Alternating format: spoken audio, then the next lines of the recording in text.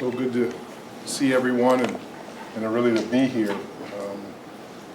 It has been an absolutely spectacular day, really 2 days. My wife Greta and also Jessica Palermo and Adam Newman and Diane Dietz from the Big Ten Conference came in. We got in Saturday night. I got an opportunity to stay at the Union and had a great day yesterday that got in here to get a good workout in and when I got a chance to go to the IU men's basketball game against Maryland last night. And then today has been really magical. I got picked up this morning, thank you, at 5:50 a.m. and at the Union, and was able to come here and get dressed and start my workout. I think I started it actually at about 6:17 a.m. and finished it a little after 7. And then we've been rolling through meetings throughout today, just tours and meeting with Vice President Glass and also President McRobbie and his cabinet, and just touring the Circle of Excellence and getting a chance to really see what makes Indiana University a special place for a young person to come here to get a quality education, to be able to participate at the highest levels from intercollegiate athletics.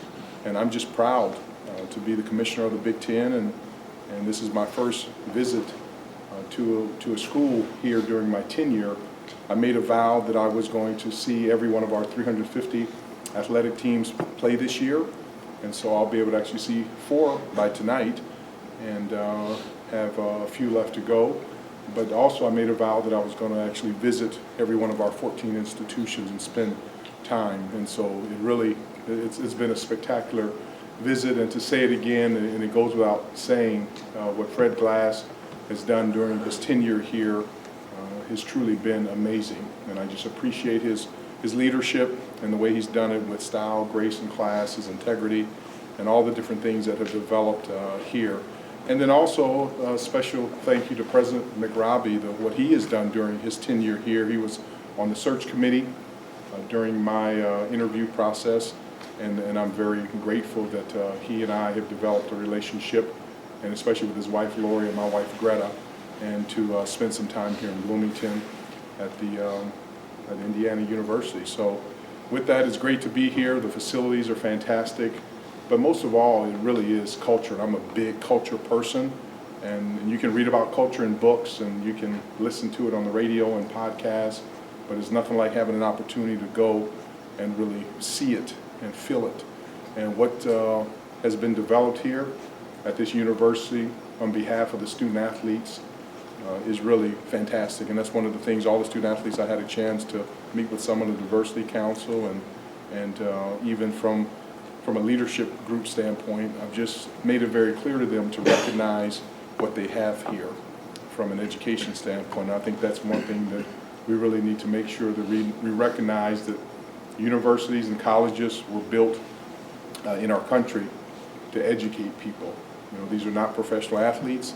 These are young people who deserve an opportunity to come to be in an environment that's safe, to get a great education, to be able to study an area that they really are passionate about, to have the support system that we have here from a mental health and wellness standpoint, from all the other things that they're doing, the sports psychology, and to really enjoy their time as young people. Adulthood will come soon enough, and they'll have to deal with a lot of the issues that a lot of us in this room have to deal with, and marriage and kids and all those other things that we deal with on a daily basis. But for us to allow them to be young people, to be students, to compete as an athlete, and for us to provide the resources for them to do it at the highest level. And those are the things that I believe in and have believed in from the first day that I stepped on a college campus in 1981. But to see it actually come to life here, especially at one of our schools in the Big Ten, our first visit is really special. So I've enjoyed it. I'm looking forward to go to the women's game tonight to see Indiana play the University of Minnesota, and to watch 2 more of our Big Ten teams play, and then go home tomorrow morning and continue on my journey. But these last 48 hours were really special, and I appreciate you all taking the time and energy to come down for us to spend a few minutes together, and I'll take any questions that you have.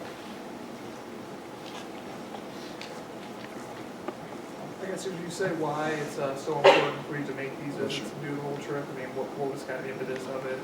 Why is it such an important thing to do? You know, I'm a big believer, and I was raised in a manner that it's one thing to read things in books. My mother was a librarian. My father was a school teacher and a professor. So books are important, and I love to read, and you can learn so much. But it's also another thing to really make sure that you go and live it.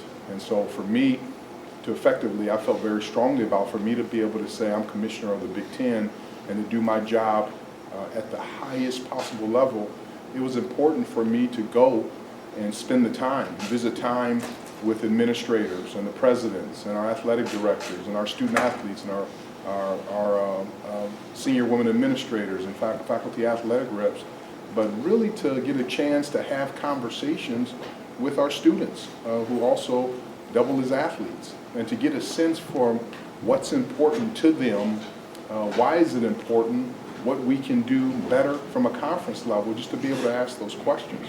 And so, and also to be able to see them compete. I mean, sitting in Assembly Hall yesterday, watching that game, I mean, that was a great Big Ten basketball game, but to be able to feel that firsthand. But I want everyone at our 14 schools to understand, as far as I'm concerned, as far as our conference office is concerned, that we're here. And not only in name only, but we truly are here as the Big Ten Conference for our member institutions and even our student athletes. So I wanted to hear from them, and that's why this year is going to be such an amazing journey, and how much I've learned even these last 48 hours. And I can only imagine as I sit down with my wife, hopefully over a great dinner on New Year's Eve this year, and be able to talk about all the things that we've been able to discuss. And I'm grateful that she's going to be there, be there with me. And we're taking great notes. We're taking a lot of pictures. We're putting together books. And I think what you'll find out is some unique opportunities will come out of this journey. And so I feel that's the way for me to be able to really express and articulate what I feel about these member institutions and ultimately our student athletes.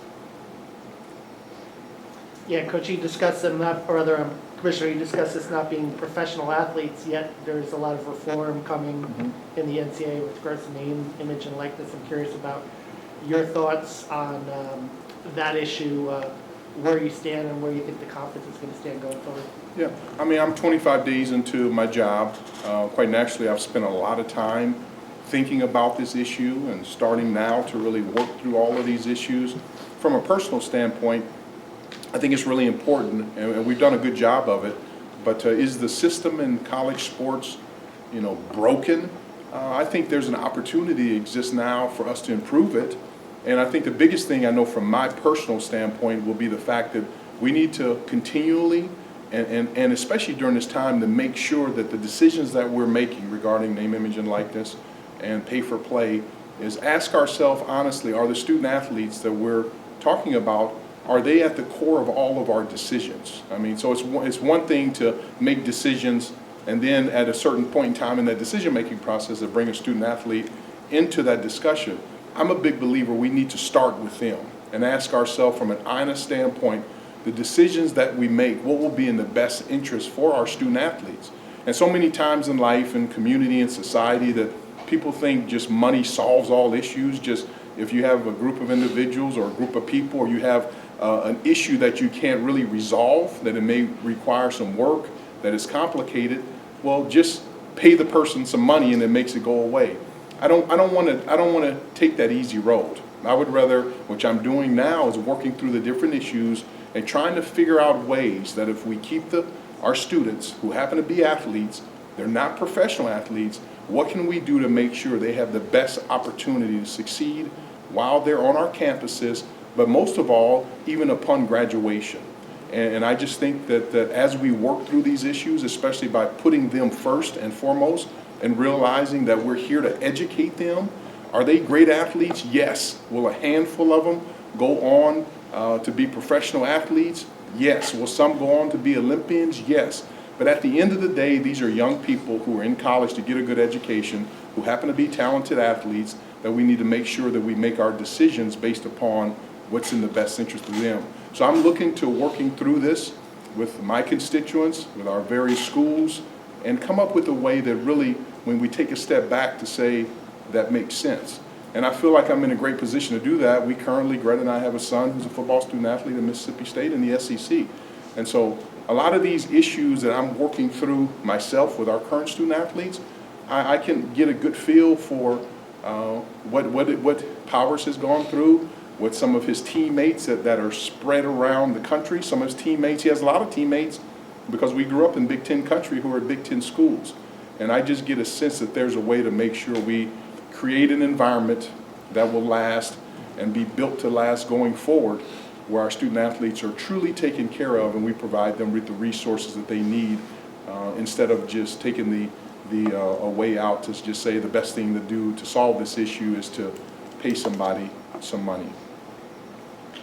Just to elaborate on both of sort of your first 2 points there, what are the questions you're asking, both to athletes, to administrators, in general, when you're making these visits? I mean, what are the questions that you're asking to everybody up and down the line to try to get a full picture of what you're doing? Yeah, I mean, one of the ones I asked today, I mean, the questions I've asked, and I can tell you what they are, were if you were commissioner, what would be your focal point?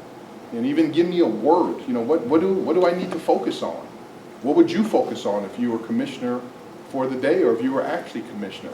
And it's amazing, our young people, our students, our athletes, they are really bright, they're really thoughtful, they really care, and they're really compassionate. And so many times, you know, it's easy as an adult to start coming up with answers, but we see it through the eyes of an adult. But I want to see it through the eyes of what's important to our student athletes on campus, and to ask the questions to them. So that's one of the things that I've asked to them. And then I would ask them, and I asked them today, is that what are some gaps, you know, in what they're going through? You know, how can we help? What are there, it's not only them, but what are the students here on campus who don't participate in intercollegiate athletics, what are they talking about?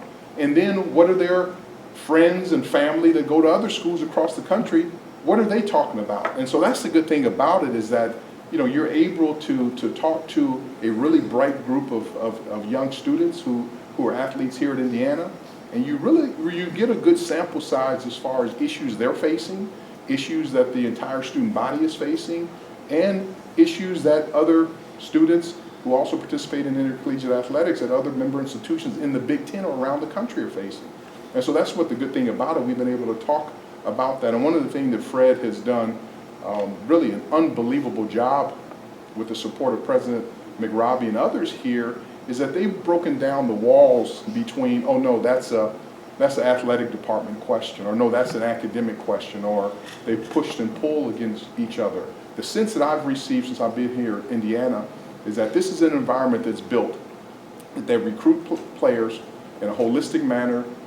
It's a transparent environment. They want these young people to get a chance to be students first and foremost. They want these young people to have the resources to be able to succeed, and they want to give them the coping skills that not only do they can succeed while they're here at Indiana, but also to succeed really upon graduation. And it's no different than even if they're going with them how to grocery shop, you know, how to eat properly. Those are skills that are important, yes, if you're participating in intercollegiate athletics, but those skills will carry you when you're 50, 60, 70, years old. So the good thing about it is they're changing the paradigm for not only this current generation, but also future generations, which is great. So those are the things that I've been really asking and really spending time to be thoughtful with, as we continually formulate these ideas. Did you hear any answers that particularly enlightened you, maybe that you didn't see coming or anything like that? Was there, I'm sure you go in this with a basis, but did anything that you heard tell you something you didn't know? Well, I tell you, I think it clarified some issues, is that I had heard, recently in just talking to various students who participate in intercollegiate athletics in our conference and in other conferences, and even my son, I got a sense for that there's a certain level of compassion with our students who are intercollegiate athletes, that they really are concerned that as we start working through these name, image, and likeness issues or just survival issues, what impact does it have on Title IX? What does it have for our Olympic sports? What will it do to their friends that participate in Olympic sports? That they are very thoughtful young people, and they're taking a holistic approach to this to understand that they really want to know the issues. So that's what I sensed in my heart many months ago, And the conversations I had recently reiterated that, but these last 48 hours solidified it, that these are people who talked about compassion and about making sure an environment from a holistic standpoint. And there were some things that came out. I am absolutely, one of my key cornerstones is the mental health and wellness of our students on campus. All of our students, and especially the ones who participate in intercollegiate student athletes. That's what I felt in my heart. And then to have these conversations, what it did, it just reiterated that those are issues that we need to make sure that we're addressing. And so it's fulfilling to me that a lot of my gut instincts or just communicating with people are on target. So the mental health and wellness is a big issue, which is a big issue for me personally. The financial literacy of our student athletes. You know, we had a lot of discussion today about voter registration. And I was really pleased to see the number of our student athletes who are registered to vote. But then I'm a big believer in good, better, best. What can we do to make it best now? What can we do to really have a voter registration initiative, not only with our student athletes here at Indiana University, but then campus-wide, but then how can we replicate that around our 14 schools? And primarily just from an education standpoint, because back to what I've said, they're going to need to understand the electoral process. You know, what does it take to be voted to become a senator or a congressperson or whatever the case may be? They're going to need to understand how that works. And of all the years coming up, this is a great time to do it because we have an election coming up. And I'm a big believer that society presents us with many opportunities for us to learn, and we might as well do it together. And because our student athletes are thought leaders, that you will find a lot of students who may not have even thought about mental health and wellness or financial literacy or voter registration that have done in the proper manner, in the proper environment with our athletes, that they will follow that lead. And so I'm looking forward to creating some of these conference-wide initiatives to bring awareness to issues that maybe have not been spoken about in the past, but we have a unique opportunity to be able to do it now going forward. You may have touched on this a little bit already, but the Big Ten has a history of being a leader in college athletics. Yes. What do you see as your vision to help the conference kind of maintain that leadership, both in the short term and longer term, to help it continue to grow for the benefit of the athletes? And one of the things, and I said this, earlier to a group, that Jim Delaney did such an unbelievable job these last 31 years, and I love history, and so when I think about that the Big Ten Conference was founded in 1896, and the first commissioner, John Griffith, was 1922, and then Tug Wilson, and then William Reed, and then Wayne Duke, and Jim Delaney. I think there's only been 5 humans on the face of the earth since 1896 who've been commissioner of this conference, and none of which who look like me. And so for me to be an African-American person in this position is important. It's not why I got the job, I don't want to make it a big deal, but it's relevant. And why is it relevant is it goes back to the Big Ten always being on the cutting edge, on the forefront. I mean, you look what's happened here at Indiana, with Talafaro, being the first African-American player to be drafted in the NFL. But not only that, but then to see his statue and read his history, but the most powerful line, I took a picture of the statue, is at the bottom. He was humanitarian. There's so many things, but these are the kind of lessons, educational lessons, back to saying that our student athletes are here for an education, that I would love when a team comes to Bloomington to play in a sporting event, not only football, but if you're a field hockey team, that the coaches take the time to bring them over to see and tell that story. And so what I'm excited about from the Big Ten, we've been on the cutting edge from diversity and inclusion, on women's rights, on Title IX, on the media rights. The deal that the Big Ten, the creation of the Big Ten Network. There were a lot of people who advised me, even after I took the job, that I should not have taken it, because they said there's no other place that I could take it, because everything was there. The network was done. Jim had been here for 31 years. He's an iconic leader, and you know what? I'm one of those people that I love to figure out a way, to take already an A organization, but how do I go and get the top score in the class, and which is difficult to do. And so this organization is in good shape, and so I'm spending time and energy and effort to try to come at things a little bit differently. Doesn't make it right or wrong, but just differently, and look for those opportunities that we can continually distinguish ourselves from all the other conferences and be leaders in these areas. And I will have no problem in being very vocal on a lot of these issues that maybe people have only felt comfortable to talk about around their dining room tables or in the barbershops or on family vacations. I want to make sure we bring these issues to the forefront, because at the end of the day, it will make us all better, especially here in the Big Ten Conference, but it'll make all of our conferences, and it will provide a better environment for our student athletes to succeed in life. Yes, sir. One of the things that, sorry, that you talked about there specifically was media rights, the Big Ten Network. Obviously, the last, I'd say, 10 to 12 years have really been a boon for college athletics across, but the Big Ten being kind of at the front edge of that. With kind of growing concerns about the changing nature of TV viewership, how do you think the conference stays at the front edge of that when that has obviously been such a game changer financially for its institution? And those are the things, you hit something on it. I know it sounds crazy, but I really think about how we disseminate our games and our events literally every single day. And not only think about it, I work on it every single day. And that's back to, how do you go from an A in a class to the top grade in the class, is that creative nature. I truly believe still at the end of the day, and especially things are cyclical, but the way that even with the younger folks and watching information on there and games on their portable devices, at the end of the day, there's something special about sitting in front of a television. Now, they may change the name of what that device is called, but where I'm excited about doing it is growing all of those opportunities for us to continually grow our media platform. And have already started to formulate, ways. And again, it's changing. And so I'm constantly thinking about what is the best way from a 1 to 3 to 5 to 7, 10, and even, I have some crazy thoughts, what will this look like 100 years from now? And so I'm always trying to figure out ways for us to make sure that we can continually grow those relationships and bring on new fans.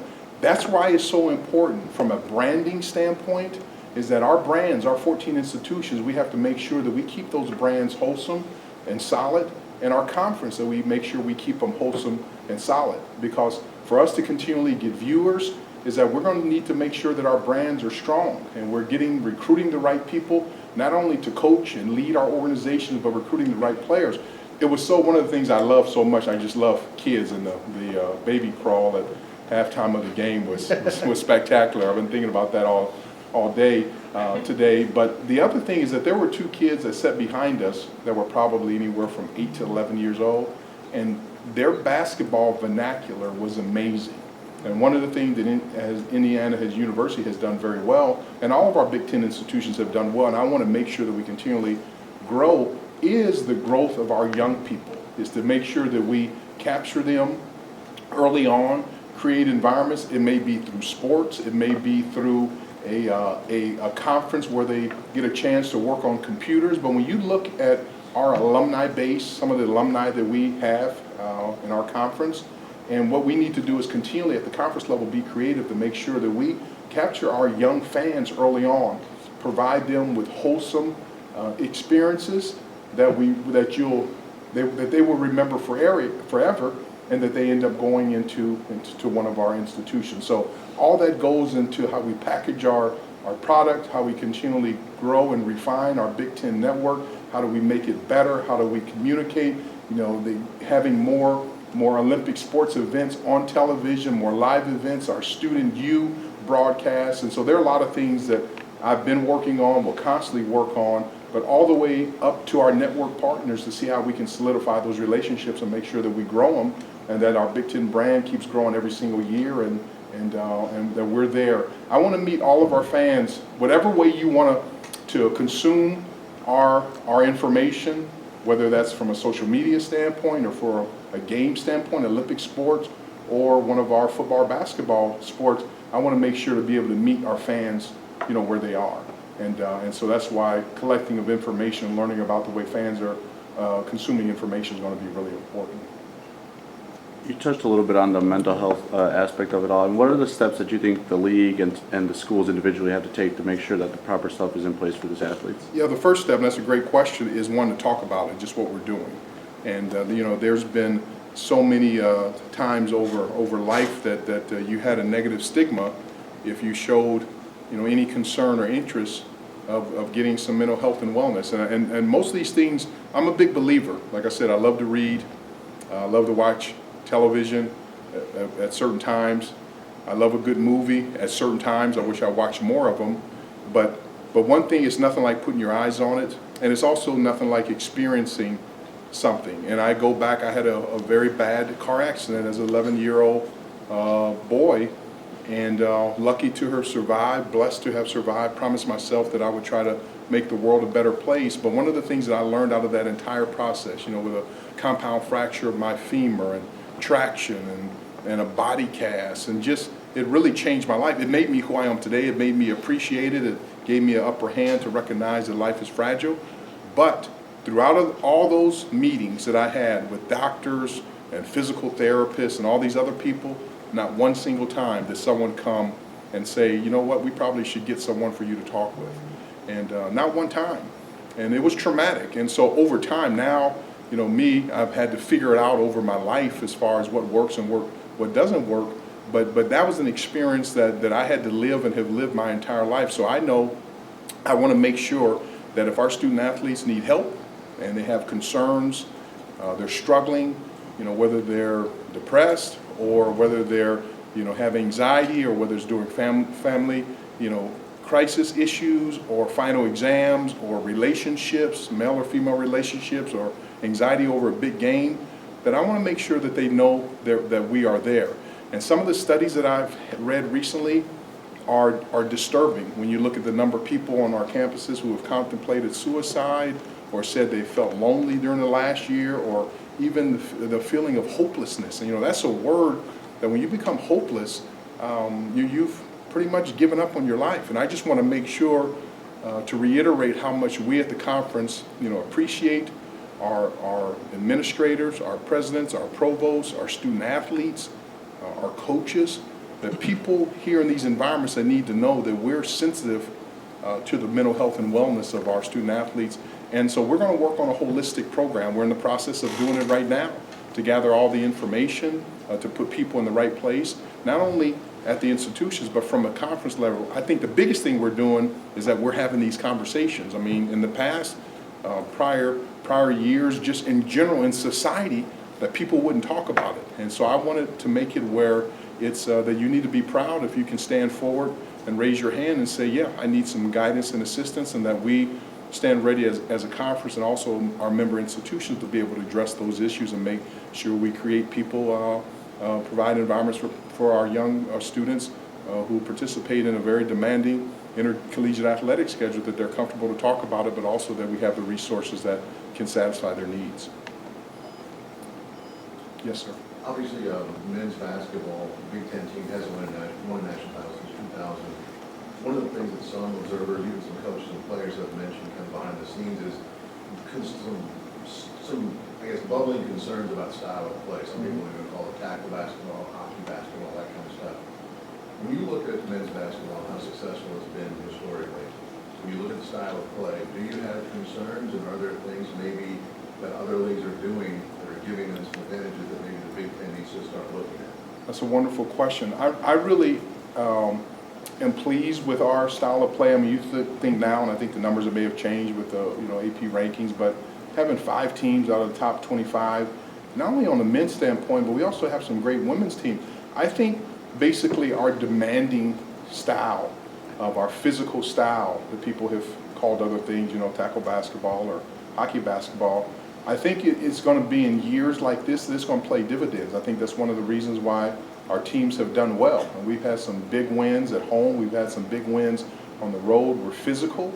And if you look at entering to this tournament right now, I mean, how many weeks have we had a different number 1 team? I mean, it's all over the board. And these are the kind of years that tough, demanding, physical nature of Big Ten basketball, I think is going to play dividends not only in our conference tournament, but also as we get into March Madness and hopefully into the Final Four, and hopefully from a national championship standpoint. So I'm looking forward to it. One good thing I'm glad to see is that even with the 3-point line being extended, is that we have some really good shooters in our conference. And so I think there are a couple teams in our conference that if they can stay healthy and continually play hard and play good defense, because that's one thing that we've always done in this conference, and shoot the ball well, we have some teams that can go really far, and it's going to be interesting. I mean, I think far and away right now, depending on how these next couple of weeks ends up, but we could end up having a very large number of our teams, in the tournament. And so I'm confident. I like the style of our play. I think it's physical. They play defense, they play hard, they pass, and we shoot the ball well. We have excellent coaches and excellent players. So I think this year is going to be a really exciting year, and I think our teams are going to do really well, especially here down the stretch, because they're so physically and emotionally and mentally strong. So I think this is going to be a great year of how we fare in the tournament. Yes. Question. So I guess something that is kind of frequently brought up from the outside, maybe not directly from internally, is just the idea of divisions in football and kind of the way that they align based on where schools are located, east and west. Obviously changed from a couple of years ago, but just from the internal side of things, I know you've only been kind of in the transitional role since September, but what did you notice in the 1 year of Big Ten football that you're kind of around, and if any discussion would be had on changing divisions? Yeah, I think, quite naturally, again, one good thing about being a new member to the Big Ten family is you can ask questions that some people may not feel comfortable in asking because they don't want to be embarrassed. I can ask all the new member questions. And so one of the things that I've asked myself is to say that, what do I feel about conference structure and, and conference, alignment? And is it structured properly? Is there a better way to do it? Those are things that I will absolutely. I have made a promise to myself. I made a promise to the presidents and anyone who I talk with that I'm going to evaluate everything. Now, it may be a short evaluation, say how it's structured now is perfect and it's working, but it's definitely something that I want to make sure that we take a look at. And one thing I noticed you can't make determinations on how teams have done or how teams are doing, because if you just look what happened, this year in the Big Ten, I mean, Indiana had a great season. University of Minnesota had a great season. So, they're things, years bring different results, but I just want to make sure to look at the structure to see if it's structured properly, and over the next, course of the year, with a lot of the other things that I'm looking at, quite naturally, I'll take a step back and see, what works, what works the best. But I think at the end of the day, when you look at it, we had our two best teams in the championship in Indianapolis, and then it turned out to be a great football game. Having Wisconsin and Ohio State was a great football game. And so, as you see those things come together, you have to think by and large that the way it's been structured has worked. But one thing about me, I'm constantly a person that's constantly measuring, thinking what's best. And back to the good, better, best, that's been my motto. I want to make sure that we're doing everything we possibly can at the best level. One, for our student athletes, first and foremost, but also for our fans, that we keep developing, the Big Ten Conference at a level that we're very proud of. Follow up on that, Commissioner, one of the things that a lot of people talked about in regards to football scheduling is the Big Ten Conference, while being very innovative, was one of the only conference that went to a 9-game schedule, and a lot of coaches or people have thought that has put the conference at a disadvantage. They get a team back in the college football playoffs this year that have missed the last couple of seasons. Is that something that's going to be reevaluated and looked at? I do feel strongly about the 9-game, schedule. I just think it works and has worked for us. I think one thing about our teams, they're physically and mentally tough. They're battle tested. They can play anywhere. They can play in a dome. They can play outdoors. And as with most sporting events, these games come down. I'm a big believer of spending my entire 30 years in and around sports, working. And even before that, I've spent my whole life since I was 5 years old around sports. The more complicated these games become, or as you get a little bit down the road, it seems like it comes down to like 2 or 3 plays, and it changes the whole dynamic. So I think what you're seeing, that we're developing our student athletes that are competitors, and so I feel very comfortable where we are. I feel comfortable about the nine game season. One of the things I don't want to do is create an environment where we're playing games that we shouldn't be playing. I believe that you should play, a tough schedule. It prepares you for the college football playoff. It prepares you for bowl games. But again, that will be something that we'll evaluate. But I just think the way that that's designed right now to play our 9 conference games is really important. And we don't take buys at critical times during the season. We just, in the Big Ten, we're hardy Midwesterners. And we go from Nebraska to New Jersey. We don't have a dome stadium. We play our games outdoors, and we create tough-minded, physical football teams, and who are very creative also. We have some great coaches in our conference. We have some great players, and I think you always see that, not only how the teams do, but you'll look in the draft this year. We'll have a lot of our players who are drafted. And so I'm comfortable, with the way our players are trained and are playing. And as we look over time, and things again are cyclical, but I feel that we have some excellent football teams that will be able to compete for national championships over the next couple of years. And when you feel that, then I'm very comfortable with how our scheduling has happened up until now. One of the most frequent questions I get from fans, and I just give you a chance to answer it. I love it. People often ask why in basketball in the Big Ten is a game on a Thursday basically no blood, no foul, Mhm. and then on a Sunday it's every little ticky-tack thing is called. People complain about the wide swings of the pendulum. Do you see that occurring, and what are your thoughts about that, and is that something that needs to be kind of addressed? I have not seen that occur, but now that we're in the thick of basketball season, and I watch multiple sporting events every time that they're on, and especially our teams are playing.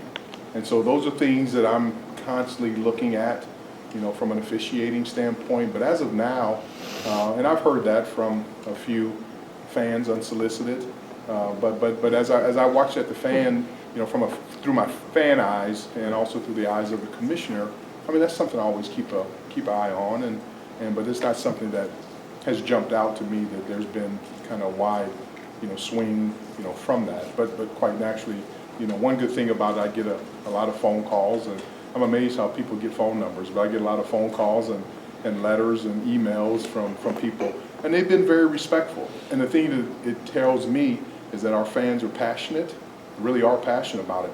The thing that I've been amazed at is how knowledgeable they are. Just like I said with those young boys that sat behind us yesterday. We have some young fans, so all the way from fans in their 7, 8 years old, all the way up to their 90s, who are passionate about all of our sports and who really understand the rules. And they're not only fans, but they're also they're students of the game, and that's what makes this conference so special. Yes, sir. To follow up a little bit on the 9 game, the Big Ten was kind of at the front edge too in college basketball, going to 20 games. Mm-hmm. In basketball, is that something you see sticking, and are there maybe other things that as you begin to think about kind of walking into the job in the middle of basketball season, the Big Ten can do to kind of push itself out ahead of the field in college basketball? And again, I'm a big believer, and this goes back to my days at the NFL, and the great Dick Vermeil, who's a mentor of mine, would say that, is that, at the end of the day, to win a championship, a Super Bowl, you're going to have to win enough games to get into the playoffs, and then you're going to have to win all of your games in the playoffs to touch a Lombardi trophy.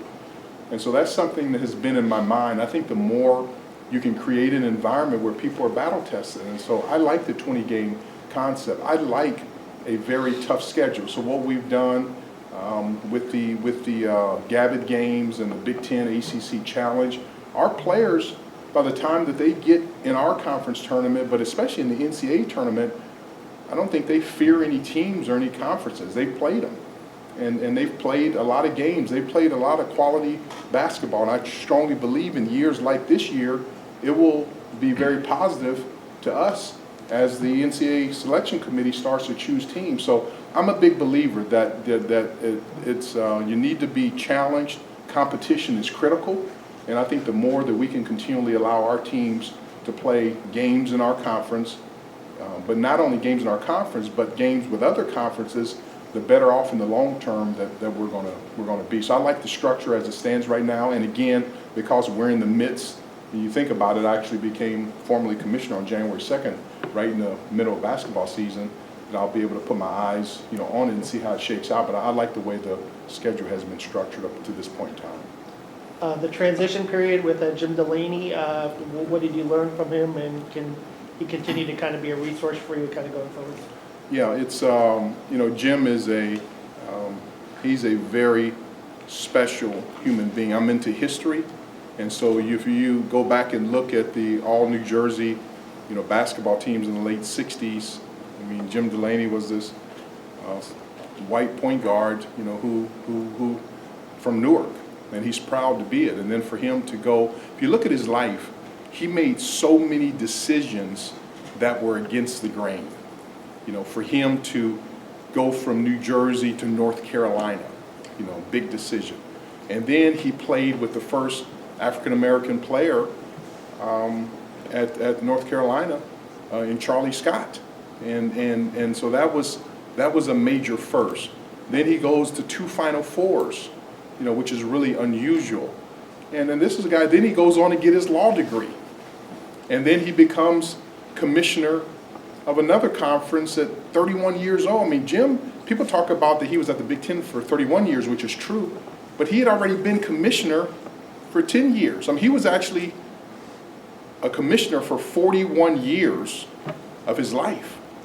And then to be in one job for 31 years, and what he did for instant replay and, the creation of the Gavitt games or the expansion of that, and all of the different things that he has dealt with, the Big Ten championship game, and a lot of diversity and inclusion, efforts, in the conference. It was interesting to spend time with him and to really learn from him, to listen. One thing I like about him, he reminds me a lot of my older brother. He doesn't spoon feed you information. He basically puts it out there, and you make the determination on how much information, one, that you are interested in, and 2, that you can handle. So I remember once I got the job, he was one of the first people, literally within the hour after I was offered a job, that I called and spoke with. And 2 days after I was hired, I was back in Chicago. And he took me to a Cubs game. And he had some very key people who had been instrumental into his life at the Cubs game for us to be able to get a chance to learn one another. He then came to visit me in Minnesota as I was finishing up at the Vikings. We had about a 5-hour dinner talking about issues. And then I started on September 16th. My last day at the Vikings was September 10th. Greta and I got in the car with our dog and Luna Bear and came to Chicago, and I was in the office on the 16th. And when I got there, he had stacks of very organized binders and papers and that he had taken the time to put together. And every day he would carve out time to make sure that we go over different things. And we talked about all the different issues. But the best thing that he did, I think we had 40 meetings that he set up. So we met with all of our bowl partners. We met with people from the college football playoff. We met with all of our network partners. We met with people from colleges and universities. He arranged all that. And then he looked at me one day. I mean, he just came in his office, if you've been around Jim, and it was about 7 o'clock at night, because I worked in the conference room next door to his office, and he would leave his office door open so I could hear all the conversation. He wanted me to learn, but it was so funny. He came in late November, just sat down. How was your day? I said, good. We walked through a bunch of things, and then he looked at me and he said, you're ready. And he shook my hand. And that really gave me affirmation, and he meant it, because Jim doesn't say any words that he doesn't mean. And I think he really really felt that. And so I'm glad the way that he did it. He didn't spoon feed me information. He set it out there. He let me learn. He let me create the question. During that 4-month transition, he would say, what's on your list this week? So we did basically what we called a home and home. He would have a list one week of 10 things that he wanted to make sure I understood. And then the next week I had to come up, with my list. And I just had an hour and 10-minute conversation with him on Saturday, just to call and to check in with him and talk about, 6 or 7 things that were important. So he's not only a mentor, but he's somebody that I will stay in contact with for the rest of my life. That's a trusted advisor and resource that I can call. And one thing about it, as I said before, the Big Ten is not for everyone, but it's for special people. And he is passionate about this conference. and passionate about these universities. And when you see that, that's one thing, that's probably the thing that I learned most about, is that you need to make sure that you understand the history and the significance of the Big Ten Conference, and to make sure we understand the relevance of why we do things the way we do them. And so we've had a great working relationship, and his wife Kitty has been wonderful to my wife Greta. You know, a lot of people that say things that they're going to do, but then they don't do them. But everything Jim has told me he was going to do, he's done. Everything Kitty Delaney told Greta she was going to do, she's done. And so we have great love and respect for the Delaney family, and hope I can continually repay the debt to him. And I think the way that I do it is to perform at an incredibly high level, and to make sure he's proud as far as what we're doing here. Last question, Don. Mr. Commissioner, I really don't have a question, but I interview every single basketball coach during the basketball season, prior to each ball game. And virtually to a man, just for your information, they would hope that you would fire every single Big Ten official and get a whole brand new group coming in next year. All right. I'll take your word, I'll listen. I have big ears and a little mouth, so that's one thing about it. I like to listen. I'm just kidding. No, I know. But I appreciate that. And we have some, the thing that's impressed me is the collegiality with our coaches and our administrators, our presidents, our chancellors, even our student athletes. We compete. They compete. They're competitive. They work hard. I was actually a teammate with Fran McCafferty at the University of Pennsylvania. He was a senior when I was a freshman. And the thing I loved about Fran, he helped my basketball career a lot, because he was competitive and I was competitive. And so I would love playing one-on-one with him after practice, just working on drills. He taught me a lot. So to be able to, to see someone like that who's had a great career, and it was great. And so I really appreciate the reception. I was born in the West, but I'm a Midwesterner, and I'm glad and I'm proud to get a chance to see some old faces, but to see some new faces. And I want everyone to know in here, as I've always been, I will be totally transparent. I will tell you the truth, and if I tell you something, I won't give you a head fake. It'll be the truth. And if there's something I can't talk about, I'll tell you that too, and I'll tell you when I can talk about it. But I appreciate, and especially a lot of you all who've driven down from Indianapolis, you didn't have to do it, and it means a lot for me that you did do it. And thank you for everything that you've done. And I'd like to thank Fred again, and all of the staff here at Indiana University, and President McRobbie, that it really has been a good visit. Not only a good visit, it's been a spectacular visit. I'm looking toward a good basketball game tonight, and be able to get back to Chicago tomorrow and keep grinding away. And I'm sure over these next 346 games that I'm attending over the rest of the year, I'm sure our paths will cross, but I'm here for you. And again, thank you for everything that you've done and the way you do your jobs. You all do a great job, so I appreciate it. Thank you very much.